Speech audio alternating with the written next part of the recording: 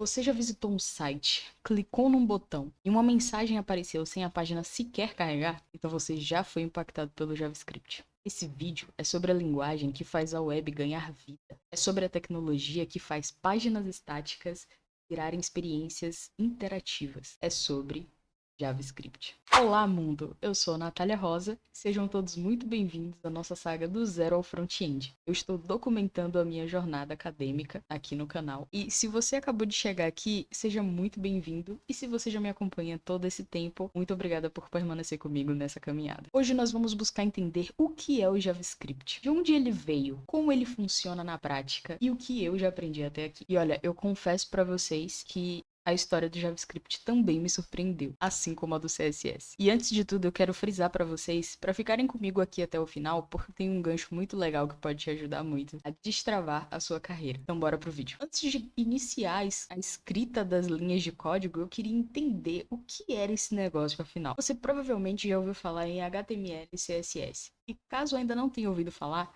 volta uns vídeos que eu já tenho uma pincelada para te dizer do que se trata. Mas a fim de contextualizar para a gente prosseguir o nosso vídeo, o HTML é a estrutura do site. O CSS vem como a estilização, mas nenhum dos dois traz o que o JavaScript traz. Digamos que o HTML seja o esqueleto, o CSS a roupa, mas o JavaScript é um músculo que faz as coisas realmente se moverem. JavaScript é uma linguagem de programação criada para rodar diretamente no navegador. Isso significa que quando você visita um site e algo se move, aparece, reage ao seu clique, provavelmente tem JavaScript aí no meio. Eu sei que você nem imagina o que eu tô prestes a te dizer agora. O JavaScript, com toda essa interatividade, foi criado em apenas 10 dias. Isso mesmo que você ouviu, 10 dias. Em 1995, um programador chamado Brendan Eich, que trabalhava na Netscape, o navegador mais famoso do mundo naquela época, recebeu a missão de criar uma linguagem de scripts que rodasse no browser. O prazo, nada mais e nada menos que 10 dias. E ele entregou. O nome original era Mocha, depois virou LiveScript, mas só no lançamento passou a se chamar JavaScript. E esse nome foi uma jogada de marketing porque o Java estava em alta naquela época. Mas atenção,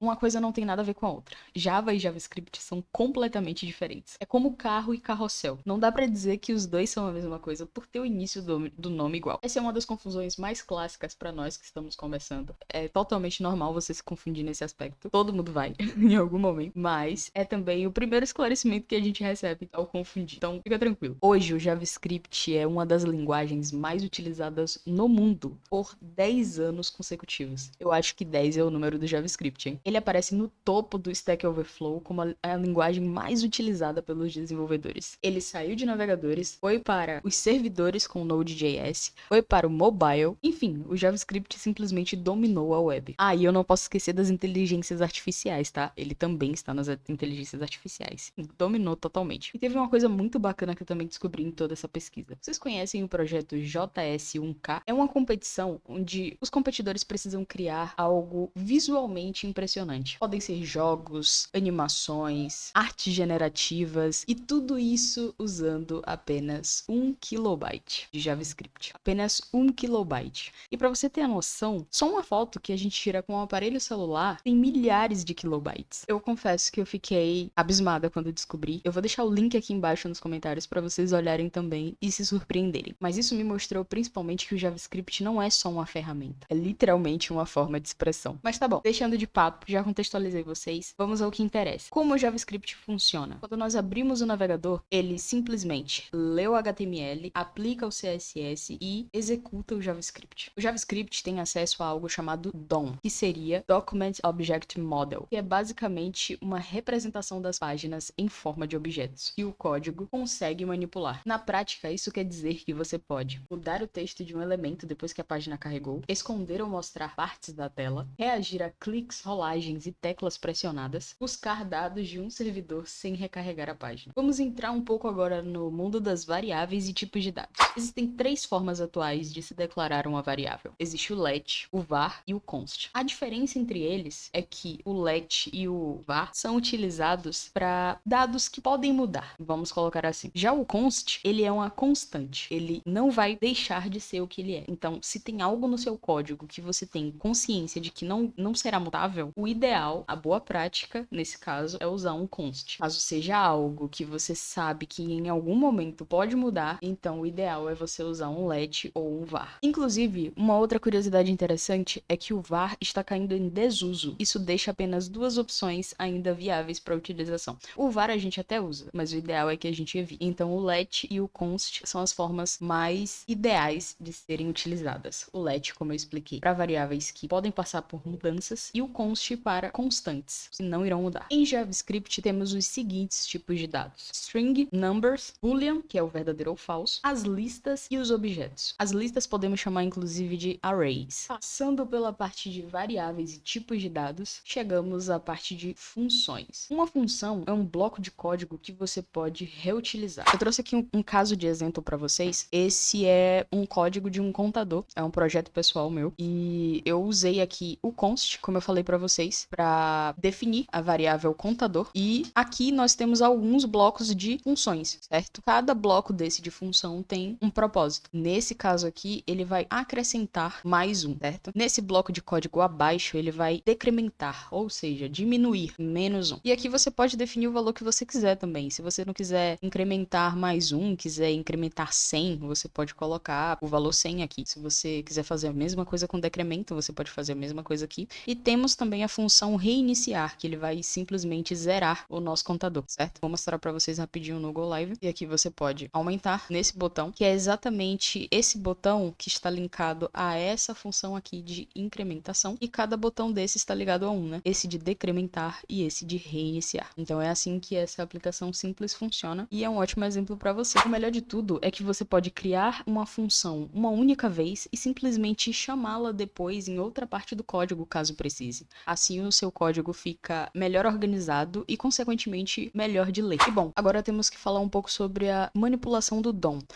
As nossas functions aqui também podem ser consideradas como manipulação do DOM. Por quê? Estamos adicionando a nossa função de botão de incrementação a ação de somar 1. Isso é considerado manipulação do DOM porque imprime acesso e modificação, atualização em tempo real e conversão de tipo. Ou seja, se essa function está mexendo diretamente com o documento, ela pode ser considerada como DOM. Afinal, a tradução livre de DOM é justamente modelo de objeto de documento. E é exatamente aqui que as coisas começam a clicar. Sem trocadilho, galera. Você começa a entender que o site não é só um documento bonito. Ele é um programa e você está aprendendo a programá-lo. Eu acho que esse clique é essencial, principalmente pra gente que tá começando. Mas antes de continuarmos, deixa eu te falar uma coisa. Eu estudei JavaScript por conta própria, em vídeos, artigos, acertando e errando. E foi ótimo, mas em certo ponto eu percebi que estava totalmente perdida na ordem dos assuntos, o que dificultava alguns conteúdos entrarem na minha cabeça. Eu aprendi uma coisa ali, outra coisa aqui, e não conseguia ter a visão geral, o quadro completo. E foi aí que eu conheci a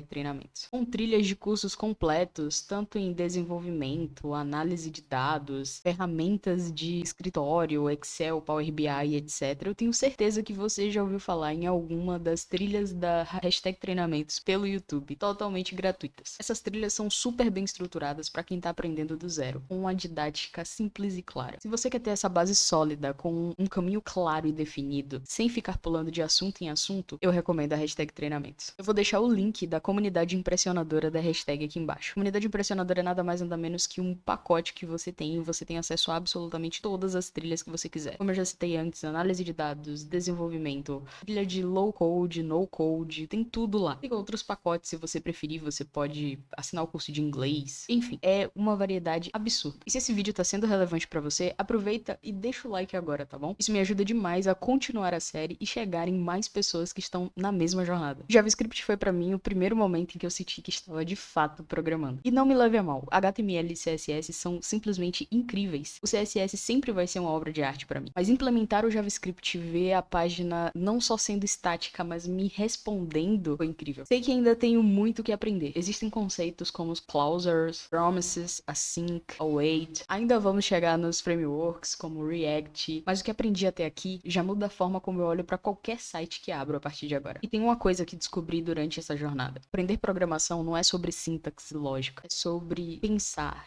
desenvolver uma forma diferente de solucionar problemas. É sobre ver um mundo de ideias e pensar, eu consigo fazer isso. Agora, para o vídeo da nossa próxima saga, nós vamos sair um pouco pouco dessa onda de códigos e entrar para entender algo que todo desenvolvedor, do iniciante ao sênior, usa todos os dias: o controle de versão com o Git. Sabe quando você faz uma bagunça no código e gostaria de poder voltar no tempo? O Git faz isso. E eu tô muito ansiosa para te contar tudo sobre ele. Então já se inscreve no canal e ativa as notificações para não perder esse vídeo quando ele sair. Agora me conta nos comentários, você já tinha ouvido falar sobre JavaScript antes? Caso tenha algo que você ainda não entendeu e quer que eu explique melhor, escreve aqui embaixo também nos comentários. Vai ser um prazer ler tudo e responder com tudo que eu puder. Até o próximo vídeo. Tchau, tchau.